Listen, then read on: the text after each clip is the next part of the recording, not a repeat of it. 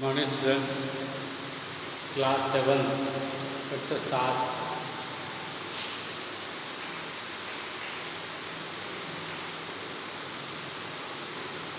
विज्ञान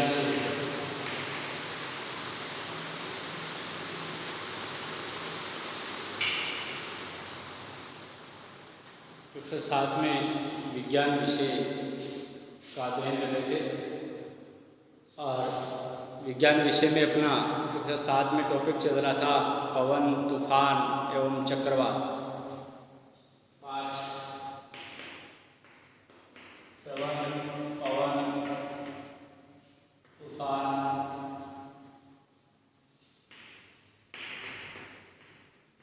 एवं चक्रवात। पवन, तूफान एवं चक्रवात ये अपना टॉपिक था।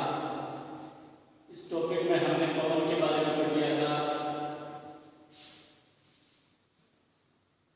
और ये भी पढ़ लिया था कि पवन है वो किस प्रकार से गति करती है। पवन किसे कहते हैं, वायु किसे कहते हैं, पवन है वो किस क्षेत्र से किस क्षेत्र की ओर गति करती है। हमने कई क्रियाकलाप करके ये देखा था कि पवन का वेग बढ़ने पर वायु दाब कम हो जाता है, जिससे पवन गति करती है। क्रियाकलाप 1 में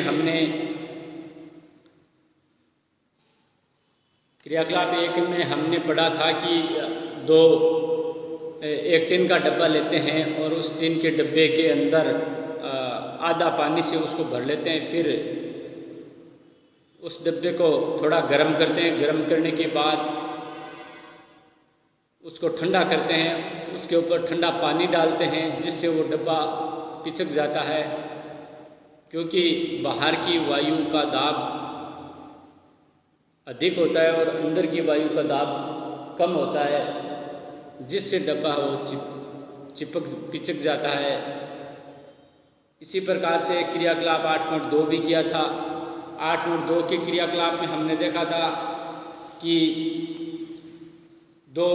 एक खाली बोतल लेते हैं और खाली बोतल के मुंह के ऊपर वो एक हल्की कागज की गेंद रखते हैं और कागज की गेंद को फूंक के माध्यम से फूंक लगा करके उसको दूसरे सिरे की ओर अग्रसर करते हैं। अर्थात जिस स्थान पर वायु दाब कम होता है तो अधिक वायु दाब से कम वायु दाब की ओर वायु गमन करती है। वायु गमन करने का संकेत वो गेंद आगे की ओर जब अग्रसर होती है तो उससे सिद्ध हो जाता है। इसी प्रकार से 8.3 का एक क्रियाकलाप किया था। 2 गुब्बारे लेते हैं, उनमें हवा भर करके उसको एक लकड़ी की स्टैंड की सहायता से दोनों को पास में लटका देते हैं। फूले हुए दोनों गुब्बारों के बीच में जैसे ही हम मुंह के माध्यम से फूंक मारते हैं तो पहले दोनों गुब्बारे हैं वो दूर जाने का प्रयास करते हैं, उसके बाद वो दोनों गुब्बारे नज़दीक आते हैं। क्योंकि जैसे ही हमने फूंक मारा तो उससे वायु दाब पवन का वेग बढ़ा और पवन का वेग बढ़ा तो गुब्बारे थोड़े दूर गए और जैसे ही पवन का वेग बढ़ा उसके बाद उस स्थान पर वायु दाब कम हो गया, जिससे वो गुब्बारे हैं वो पास में आ गए। अर्थात इन तीनों ही क्रियाकलापों से ये स्पष्ट होता है कि पवन है वो अपने अधिक वायु दाब से कम वायु दाब की ओर गति करती है। इसी प्रकार से एक क्रियाकलाप आपके 8.4 का क्रियाकलाप है। 8.4 के क्रियाकलाप में हमने पढ़ा था कि कागज़ की एक पट्टी बना लेते हैं और उस पट्टी के अंदर फूंक मारते हैं तो वो बिल्कुल सीधी हो जाती है। इससे ये स्पष्ट होता है कि जैसे ही कागज़ के अंदर खाली क्षेत्र था तब तक वो पट्टी सीधी नहीं थी और जैसे ही हमने उसके अंदर फूंक मारा यानी उसका वायु दाब बढ़ाया तो वो पट्टी सीधी हो गई। अर्थात इन सभी क्रियाकलापों से 8.1, 2, 3 और 4 से ये स्पष्ट होता है कि पवन का वेग बढ़ने से वायु दाब कम होता है और वायु दाब कम होने से है वो वायु अपने अधिक दाब वाले क्षेत्र से कम दाब वाले क्षेत्र की ओर गमन करती है। पवन सदैव अपने अधिक वायुदाब से कम वायुदाब वाले क्षेत्र की ओर बहती है। इसी प्रकार से 8.5 का एक क्रियाकलाप है और 8.5 का क्रियाकलाप ये सिद्ध करता है कि वस्तुओं को गर्म किए जाने पर वायु का प्रसार होता है। वायु से भरी हुई किसी वस्तु को यदि हम गर्म करते हैं तो वायु का प्रसार होता है। जैसे हमने 8.5 का क्रियाकलाप भी पढ़ा था कि एक बीकर को आधे से ज़्यादा 2 बीकरों को आधे से ज़्यादा जल से भर लेते हैं और आधे से ज़्यादा जल से भरने के बाद उनमें दोनों में एक एक क्वथ नली लेते हैं और क्वथ नली के ऊपर गुब्बारे चिपका देते हैं और गुब्बारों को अच्छे तरीके से टेप से नथी कर देते हैं। उसके बाद उन गुब्बारे लगी हुई क्वथ नली को जल से भरे हुए बीकरों में उल्टा रख देते हैं। उल्टा रखने के बाद एक बीकर के जल को तो हम हल्का गर्म करते हैं और एक बीकर के जल को हम हल्का गर्म नहीं करते हैं, यानी ठंडा रखते हैं। ठंडे वाले बीकर में रखी क्वथ नली के ऊपर लगे हुए गुब्बारे में कोई फुलाव या प्रसार नहीं होता, जबकि जिस बीकर के जल को हम गर्म करते हैं और उसमें रखी हुई क्वथ नली के ऊपर लगा हुआ जो गुब्बारा है वो फूलता है। क्योंकि जैसे ही हमने जल को गर्म किया वैसे ही वायु का प्रसार हुआ और वो क्वथ नली में प्रवेश करते हुए गुब्बारे में चली गई। इस प्रकार से इस क्रियाकलाप से ये सिद्ध होता है कि वो गर्म किए जाने पर वायु का प्रसार होता है। ऐसे ही आपके एक क्रियाकलाप 8.6 है। 8.6 के क्रियाकलाप में कागज के समान आकार की बेग लेते हैं और उन बेगों में से एक को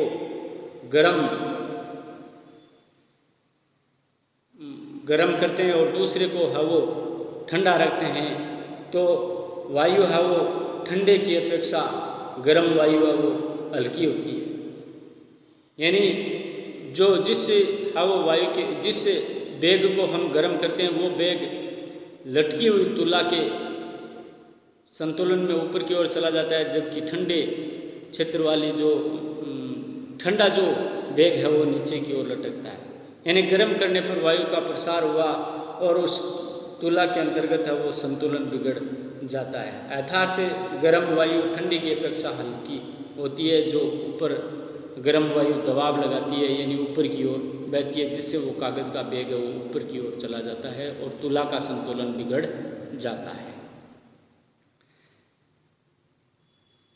इसी के फलस्वरूप किसी भी स्थान की गर्म वायु हल्की होने के कारण ऊपर की ओर बहती है और उस स्थान पर वायुदाब कम हो जाता है और उस स्थान पर ठंडी वायु आती है, जिससे संवहन धाराएं उत्पन्न होती हैं। यानी हल्की होने के कारण वायु है वो आगे की ओर या ऊपर की ओर अग्रसर होती है और उस ऊपर की ओर अग्रसर हुई हुई वायु का वो स्थान खाली हो जाता है और उस के स्थान को लेने के लिए जो ठंडी वायु है वो वहाँ पर आती है और इसी के कारण है वो संवहन धाराएं उत्पन्न होती हैं। पवन धारा, जिसे हम संवहन धाराएं कहते हैं, पवन धारा भी कहते हैं, इन्हीं पवन धाराओं के कारण पृथ्वी के असमान रूप से गर्म होने के कारण ये पवन धाराएं उत्पन्न होती हैं। यानी पृथ्वी जब असमान रूप से गर्म होती है तो पवन धाराएं उत्पन्न होती हैं और असमान रूप से गर्म होने से कुछ स्थितियां उत्पन्न होती हैं, जैसे भूमध्य रेखीय और ध्रुवीय क्षेत्रों का असमान रूप से गर्म होना। भूमध्य रेखा के आसपास का जो क्षेत्र है वो क्षेत्र क्या होता है, सूर्य के तेज प्रकाश के कारण गर्म होता है और गर्म होने के कारण वहाँ की वायु गर्म होती है और गर्म हुई हुई वायु ऊपर की ओर गति करती है, जिससे वो क्षेत्र है वो क्या होता है, आगे की ओर गति करती है, जिससे वो क्षेत्र क्या होता है, निम्न वायुदाब वाला क्षेत्र बन जाता है। और उसी निम्न वायुदाब वाले क्षेत्र के कारण वहाँ पर संवहन धाराएं उत्पन्न होती है, यानी ठंडी वायु है वो उसका स्थान लेती है और ठंडी वायु जब उसका स्थान लेती है तो अपने साथ वो जल को लाती है और जिससे हमारे यहाँ वर्षा होती है। यानी भूमध्य रेखीय इसी प्रकार से ध्रुवीय क्षेत्रों के आसपास अत्यधिक शीत होती है और अत्यधिक ठंडा वातावरण होता है और उस ठंडे क्षेत्र की जो वायु है वो अपने गर्म स्थान की ओर क्या होती है, बहने लगती है, क्योंकि गर्म स्थान वाले क्षेत्र में वायु दाब कम हो जाता है, जबकि जो ठंडा स्थान था वहाँ का वायु दाब अधिक होता है, जिससे है वो ठंडे स्थान से यानी ठंडी वायु गर्म वायु वाले क्षेत्र की ओर यानी अधिक वायु दाब वाले क्षेत्र से पवन कम वायु दाब वाले क्षेत्र की ओर गमन करती है और इस प्रकार से ये एक प्रकार की वो पवन धारा उत्पन्न होती है।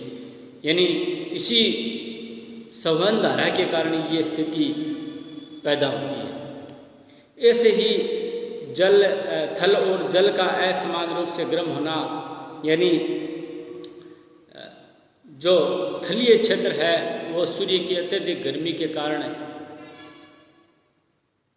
जलीय क्षेत्र है वो सूर्य की अत्यधिक गर्मी के कारण, या थलीय क्षेत्र है वो सूर्य की अत्यधिक गर्मी के कारण जब गर्म होता है तो गर्म होने से वहाँ की वायु गर्म होती है और वो गर्म होने के कारण हल्की होती है और वो दूसरे स्थान की ओर गमन करने लगती है। उस खाली क्षेत्र का स्थान ठंडी वायु लेने का प्रयास करती है, क्योंकि अधिक वायुदाब वाली पवन कम वायुदाब वाले पवन की ओर गति करती है, जिससे थल से स्थल की ओर थल से जल की ओर और जल से स्थल की ओर वो संवहन धाराएं उत्पन्न होती हैं और उन्हीं संवहन धाराओं के कारण वो वर्षा होती है।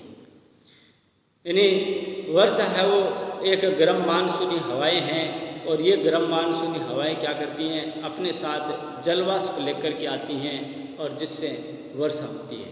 मानसूनी हवाएं यानी मानसून एक अरबी भाषा का शब्द है। मानसून एक अरबी भाषा का शब्द है, जिसका अरबी शब्द मौसम से ये मानसून शब्द बना है और अरबी शब्द मौसम का अर्थ होता है ऋतु।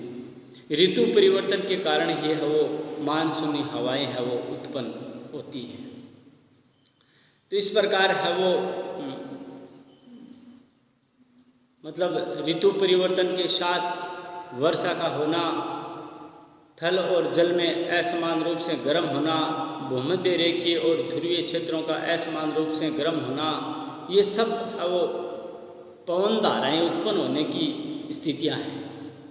पवन धाराएं उत्पन्न होने का है वो मुख्य कारण है पृथ्वी के असमान रूप से गर्म होना। पृथ्वी जब असमान रूप से गर्म होती है तो ये पवन धाराएं उत्पन्न होती हैं और इन्हीं पवन धाराओं के कारण वो ये स्थितियां उत्पन्न होती हैं। जैसे यदि मैं आपको बताऊं कि ये जो क्षेत्र है इस क्षेत्र के लिए भूमध्य रेखा है और इस प्रकार से अक्षांश रेखाएं और इधर इस भूमध्य रेखा की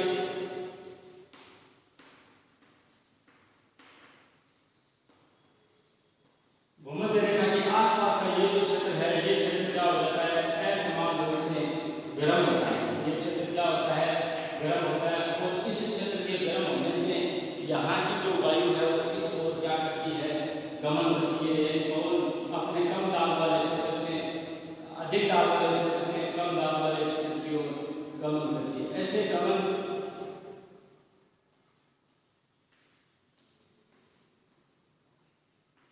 करने से यहाँ पर है वो वायुदाब कम हो जाता है और वायुदाब कम होने की स्थिति के कारण है वो अपने अधिक वायुदाब वाले क्षेत्र से कम वायुदाब वाले क्षेत्र की ओर पवन गति करती है और ये गति करते हुए पवन अपने साथ जलवाष्प लाती है और जिससे है वो यहाँ पर पहले न्यूनदाब क्षेत्र बनता है और न्यूनदाब क्षेत्र यानी कम वायुदाब वाला क्षेत्र बनता है और इसी कम वायुदाब वाले क्षेत्र में जब अधिक वायुदाब वाले क्षेत्र की पवन गति करती हुई आती है तो अपने साथ जलवाष्प लाती है और इसी के कारण यहाँ पर वर्षा होती है। यानी ये एक प्रकार की है वो पवन धारा भूमध्य रेखा के आसपास है वो इन क्षेत्रों के असमान रूप से गर्म होने के कारण ही उत्पन्न होती है। ऐसे ही जल और थल की यदि बात करें तो ये स्थिति वहाँ पर लागू होती है। इस प्रकार से है वो मैंने आपको इस वीडियो के अंतर्गत वो पवन धाराएं जो पृथ्वी के असमान रूप से गर्म होने की दो स्थितियों का वर्णन किया और वायु का प्रसार कैसे होता है ये मैंने आपको क्रियाकलाप के माध्यम से बताया। एज इट इज जो आपकी किताब के क्रियाकलाप 8.1, 2, 3, 4, 5 और 6 उनको पढ़ लीजिए और पढ़ करके वीडियो को सुन करके उनको समझने का प्रयास करें। इसके बाद है वो पवन धाराएं पृथ्वी के असमान रूप से गर्म होने के कारण कैसे उत्पन्न होती हैं, इस टॉपिक को अपनी किताब से पढ़िए, मेरे वीडियो को सुनिए और भूमध्य रेखा और ध्रुवीय क्षेत्रों का असमान रूप से किस प्रकार से वो गर्म होते हैं और किस प्रकार से वहाँ पर पवन धाराएं किस और गति करती हैं, ये भी है वो समझने का प्रयास करें। जल और थल का असमान रूप से किस प्रकार ये गर्म होते हैं और कैसे इसमें अपने है वो अधिक वायुदाब वाले कम वायुदाब वाले क्षेत्र की ओर अधिक वायुदाब वाले पवन किस प्रकार से गति करती है और कैसे मानसूनी हवाएं चलती हैं और उन मानसूनी हवाओं से किस प्रकार है वो वर्षा होती है। वर्षा कहते किसे हैं, यानी गर्म मानसून हवाएं अपने साथ जलवाष्प लाती हैं जिसे वर्षा कहते हैं। मानसून शब्द क्या है, मानसून है वो मौसम शब्द से बना है, मौसम किस भाषा का शब्द है, ये सारे है वो मैंने आपको इस वीडियो के अंतर्गत वो सविस्तार से बताया। इनको पढ़ने और समझने का प्रयास करें और अपनी नोटबुक में लिखें और इनसे संबंधित जो पाठ के पीछे अभ्यास प्रश्न हैं उनको हल करने का प्रयास करें। शनिवार और बुधवार को अपनी रिटर्न की जो कॉपी है वो यहाँ विद्यालय में ला करके चेक करवाएं। ज़्यादा से ज़्यादा मोबाइल ऐप से जुड़ने का प्रयास करें, अपनी पढ़ाई को नियमित रखें। इसके साथ धन्यवाद।